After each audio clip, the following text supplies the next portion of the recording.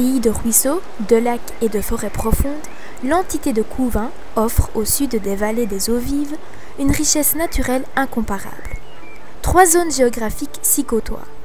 Chacune présente un paysage, une faune, une flore très contrastées. Nichées au pied d'une falaise calcareuse, creusée par l'eau noire, les grottes de Neptune vous feront traverser des millénaires.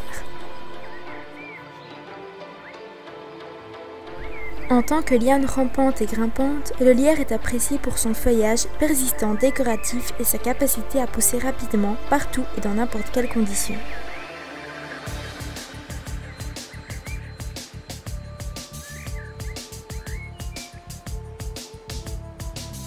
L'ellébore est une plante vivace à racines fibreuses. Elle pousse sur un sol humifère à pH neutre, frais et bien drainé dans des endroits ombragés.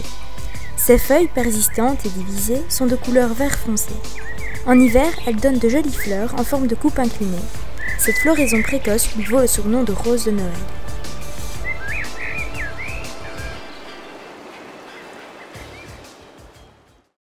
Découvertes à la fin du siècle dernier, les grottes de Neptune s'appelaient à cette époque les grottes de la Dujoire, nom que les autochtones leur avaient donné depuis toujours. Elles sont parmi les plus anciennes de Belgique.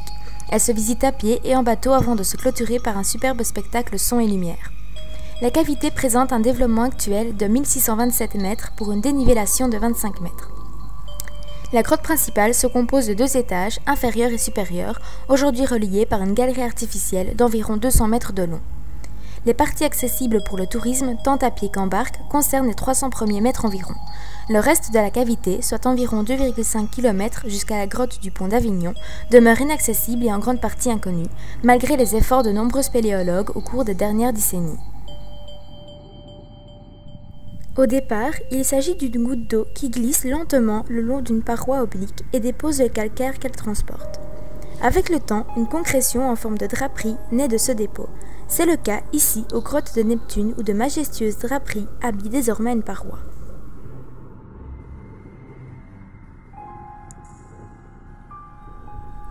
Stalactite signifie qui coule goutte à goutte. Il est dès lors facile de comprendre sa formation. Des gouttes d'eau de pluie s'infiltrent dans la roche.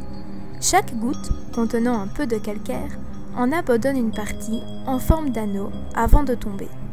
Puis, une autre goutte lui succède. Une stalactite peut se former.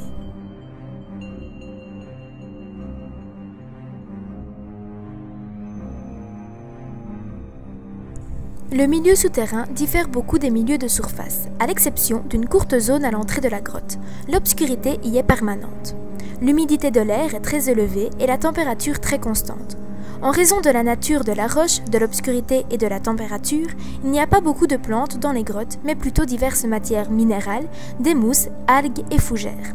Dans les grottes touristiques, ces dernières profitent des éclairages artificiels pour s'installer et se développer.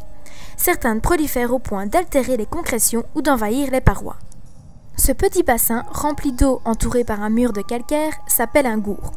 C'est une structure où l'eau arrivant dans un plan d'eau en quantité faible va entraîner un dépôt de calcite sur le bord de la zone d'écoulement du liquide. Un barrage se forme qui, en s'élevant, formera à l'arrière un bassin. Ce bassin s'approfondira au fur et à mesure de l'élévation du barrage de retenue. De contour généralement irrégulier, il se présente souvent à plusieurs le long d'une pente. L'eau se déverse successivement d'un gour à l'autre. L'évaporation de l'eau dans ces bassins va entraîner une cristallisation de calcite sous formes très diverses. Ces cristallisations s'observent sur le fond ou sur les côtés du bassin. Les stromatopores sont des organismes aujourd'hui disparus et dont l'affinité biologique a longtemps intrigué les paléontologues. Ils sont considérés comme un groupe d'éponges au squelette massivement calcifié. Ils sont formés d'une superposition de couches de quelques millimètres d'épaisseur qui se forment au rythme de la croissance de l'éponge. L'éponge est généralement colorée, mais certaines sont blanches ou grisâtres. Des tremblements de terre ont fendu la roche et ont permis à l'eau de s'infiltrer pour creuser des grottes, ce qui a permis aux coquillages de s'installer sur les roches et au fil du temps de se fossiliser. Dans les grottes se trouvent des araignées troglodytes. Elles passent toute leur existence dans des milieux souterrains et s'y reproduisent. Elles ont des adaptations comportementales et physiologiques différentes. Elles tissent leur toile parallèlement aux rochers afin de capturer la faune rampante. Comme tous les ans, un recensement des espèces de chauves-souris est réalisé sur le site des grottes de Neptune. Comme chaque hiver, des chiroptérologues, bénévoles et professionnels effectuent des comptages de chauves-souris dans un grand nombre de cavités souterraines de Belgique. En hiver, nos chers petits chiroptères sont en hibernation, ce qui permet de pouvoir les identifier et les compter afin de connaître l'évolution des populations et leur répartition géographique. Ces inventaires doivent avant tout se faire dans le silence et avec un nombre restreint d'identificateurs, car réveiller les chauves-souris entraînerait chez elles une dépense de calories et donc une dépense de graisse trop importante. Ce qui dans certains cas peut s'avérer fatal étant donné que c'est cette graisse qui leur permet de passer l'hiver sans se nourrir. Pour traquer les chers petits chiroptères, les spéléologues, munis d'une lampe frontale et d'une combinaison, mettent leur vie en danger en descendant dans des cavités étroites et profondes.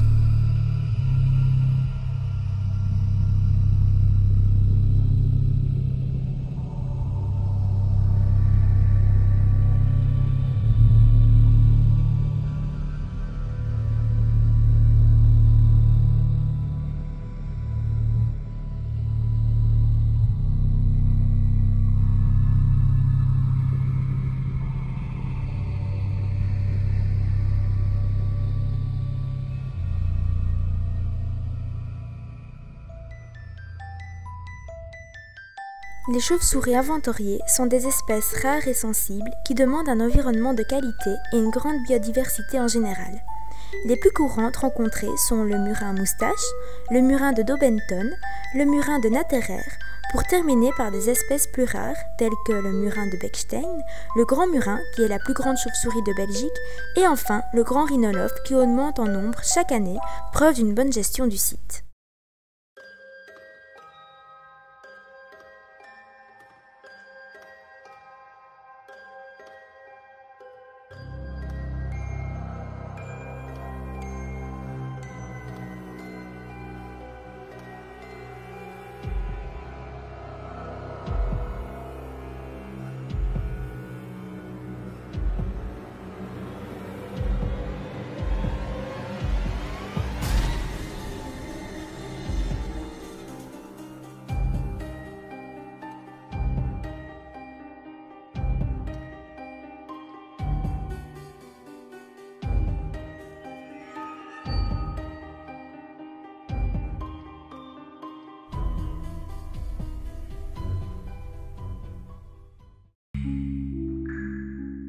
Une jolie balade au sein de cette grotte nous permet de découvrir une rivière sauvage, l'eau noire, qui s'introduit à l'intérieur et qui disparaît soudainement dans un siphon que personne n'a encore réussi à franchir pour le moment.